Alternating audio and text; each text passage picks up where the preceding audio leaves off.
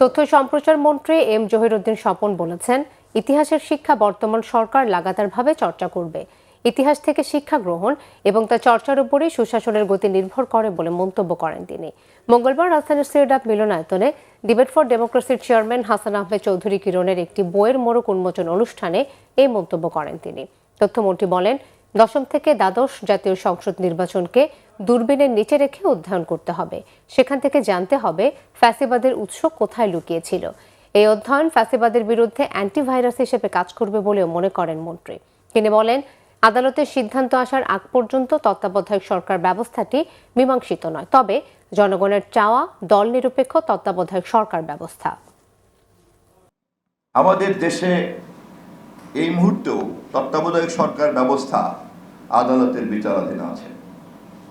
এখনো পর্যন্ত আদালতের সেই চূড়ান্ত রায় না হওয়া পর্যন্ত এবং রাষ্ট্রপতির যেই আদেশের বলে আমাদের সংবিধান সংস্কার পরিষদ গঠিত হয়েছে, সেই সংক্রান্ত আলোচনা যেটি সংসদে চলছে তার মীমাংসা না হওয়া পর্যন্ত তত্ত্বাবধায়ক সরকারের ভবিষ্যতের সাংবিধানিক অবস্থানটা পরিষ্কার হবে না।